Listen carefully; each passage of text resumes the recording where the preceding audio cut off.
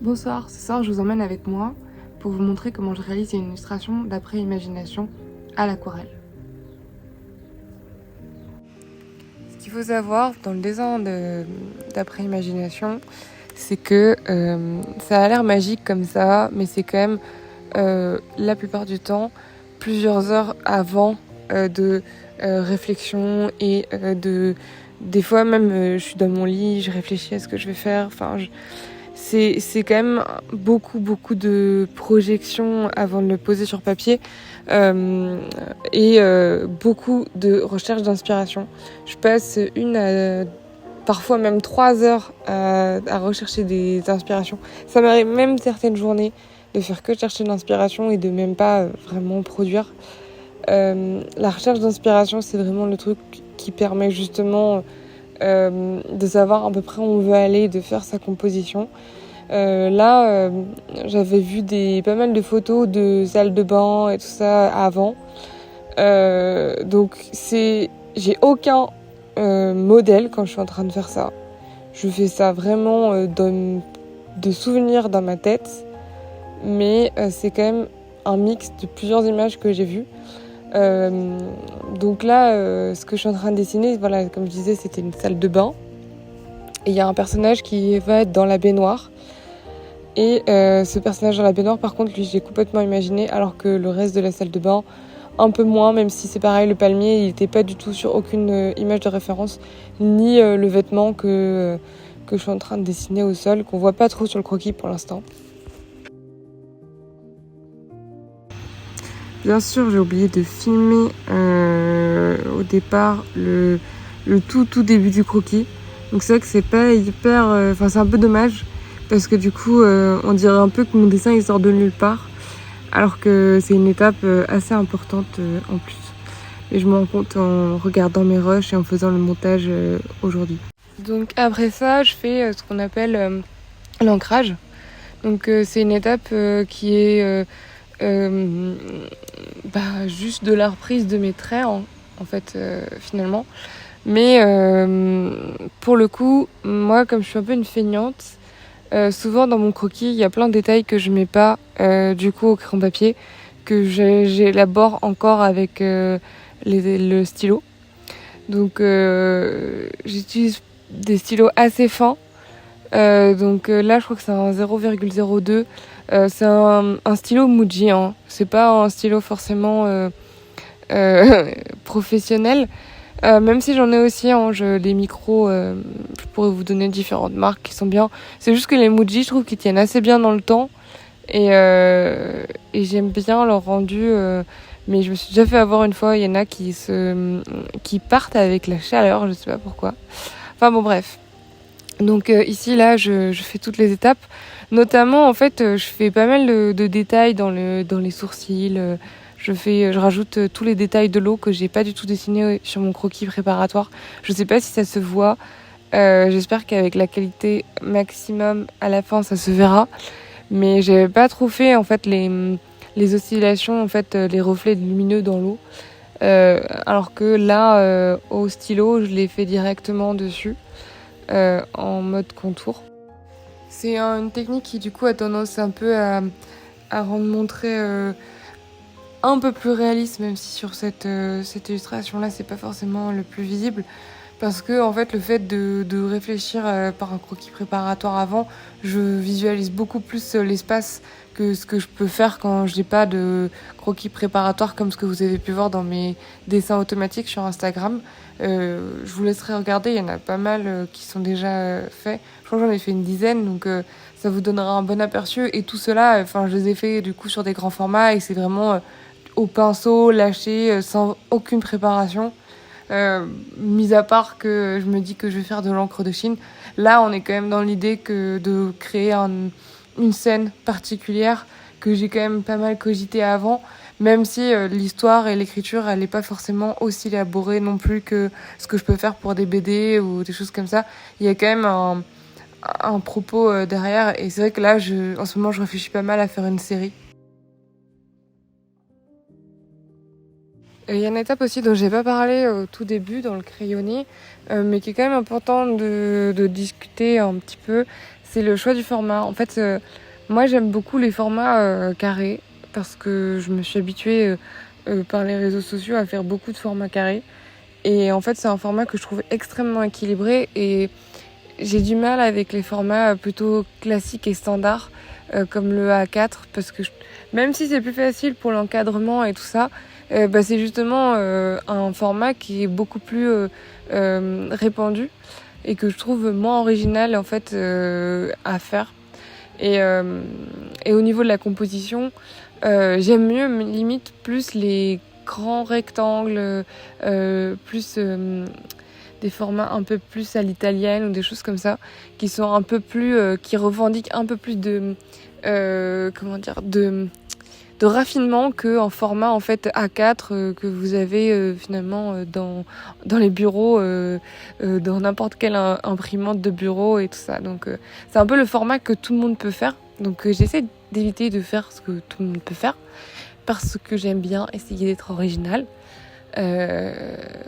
Et il y a aussi le truc de considérer qu'en fait en aquarelle il faut toujours laisser du blanc autour, donc ça se voit peut-être pas trop dans la vidéo, mais en fait avant, au tout début, j'ai cadré un peu mon image et j'ai fait exprès de décider qu'il y avait des éléments du dessin qui vont être coupés après quand j'en serai à l'étape du découpage de la feuille, ce que je vais pas montrer dans la vidéo parce que en fait je suis pas chez moi, donc j'ai pas forcément le matos pour bien couper ma feuille et j'ai pas envie de faire de bêtises, donc je ne vais pas le faire. Mais je vous montrerai peut-être, elle sera sûrement sur Insta, dans le format final de la découpe.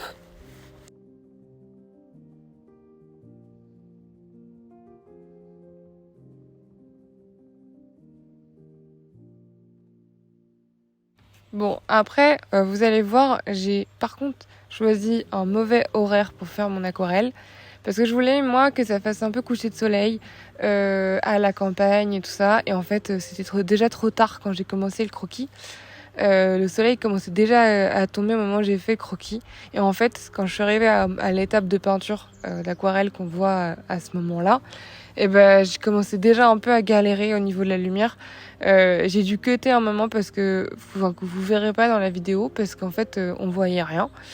Et moi-même je ne voyais rien, donc ça n'a pas d'intérêt de montrer ça. Mais je vais vous faire une petite intro un peu sur ce que je suis en train de faire à ce moment-là. Donc là, j'ai commencé à choisir un orange qu'on voit un peu au-dessus dans ma palette. Et j'utilise toujours en fait des chutes de papier d'autres aquarelles que j'ai fait dans le passé. En fait, je garde un maximum de papier canson tout le temps pour pouvoir tester les couleurs sur le papier avant de les mettre sur la réalisation.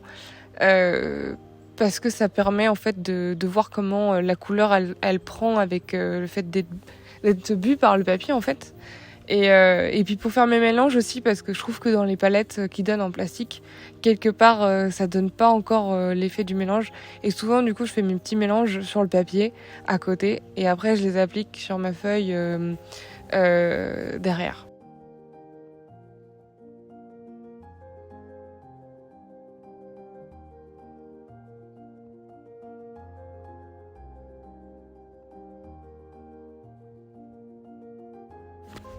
J'ai pas trop parlé du choix de mon sujet, mais c'est vrai qu'en ce moment j'essaie de faire une série sur des femmes qui sont dans des formes d'introspection sentimentale. Et du coup, c'est toujours des éléments en fait de personnages qui sont dans des pièces, qui sont un peu en train de réfléchir.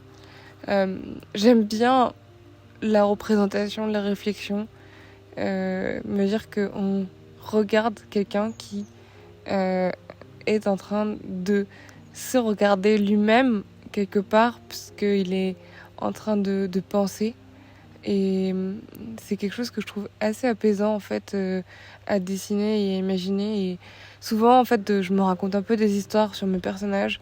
Des fois c'est moi-même que je représente, mais là pour le coup c'est pas forcément le cas. En fait je me suis un peu imaginé un personnage un peu romantique qui passe après une longue histoire et qui du coup se remet un peu en question par rapport à tout ce qu'il a vécu par rapport à cette fin qui arrive. Et j'avais envie qu'on pense que ça se passe en été. Pour ça qu'il y a une mer derrière aussi, parce que pour moi ça représente un peu le côté voyage et surtout estival. C'est quelque chose que je trouve hyper apaisant aussi de représenter l'eau. Je sais que j'ai vu beaucoup de choses en symbolique qui disaient que l'eau était un peu la représentation de la psyché. C'est quelque chose où on se sent un peu apaisé. Et petite anecdote, c'est qu'en ce moment je ne peux pas me baigner et je n'ai pas le droit de prendre de bain. Et c'est vraiment une saison où j'adore me baigner. Enfin, c'est vraiment quelque chose que j'adore faire. Et je pense qu'il y a un peu de cette frustration-là aussi que j'avais envie d'exprimer par là. Et je trouve que dans le fait de représenter des éléments de la nature, il y a quelque chose où on se connecte aussi un peu à son corps, et justement, j'aime bien le côté un peu ésotérique qui peut émaner aussi des symboliques un peu comme ça, pourtant assez humaines.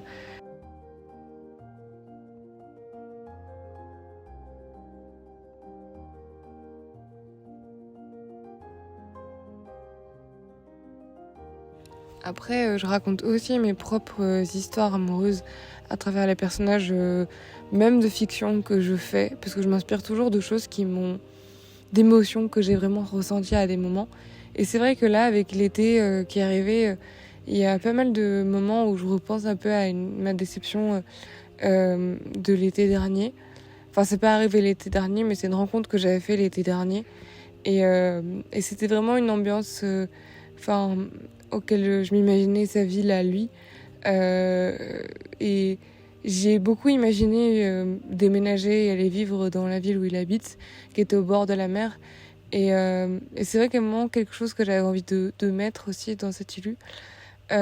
Imaginer peut-être cette vie et la personne que j'aurais pu être si j'étais partie et que finalement j'avais vécu cette même déception mais sur place, si j'avais tout abandonné pour finalement ne pas me retrouver avec cette personne au final. Et je pense que c'est un peu ce que raconte cette illu quelque part, c'est le fait de pas avoir suivi, de pas avoir été dans cette relation qui, de toute façon, a mené à un échec. Euh,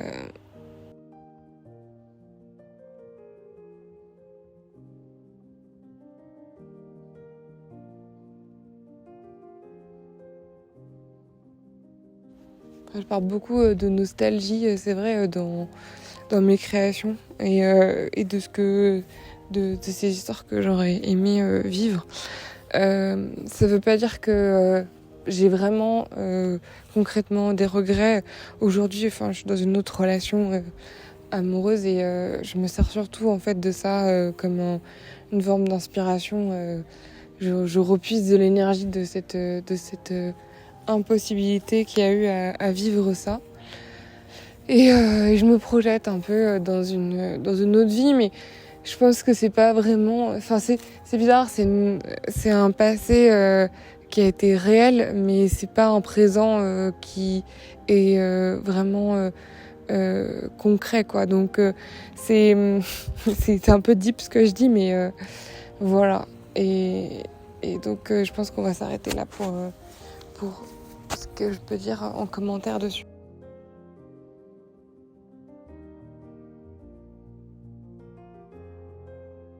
À ce moment-là, on arrive à la fin du coup de la réalisation à l'aquarelle.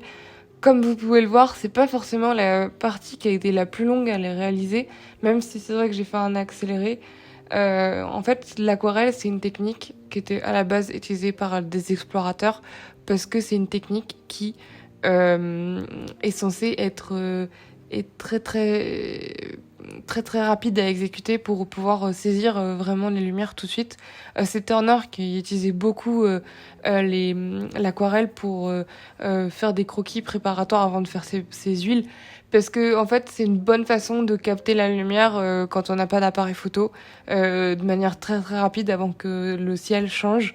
Et c'est censé prendre moins d'une heure pour pouvoir vraiment saisir l'instant. Donc je pourrais vous en reparler de manière plus approfondie, mais c'est pour ça que l'idée c'est jamais de faire un truc comme on fait à la gouache avec 50 000 détails dans la réalisation de l'objet, quoi.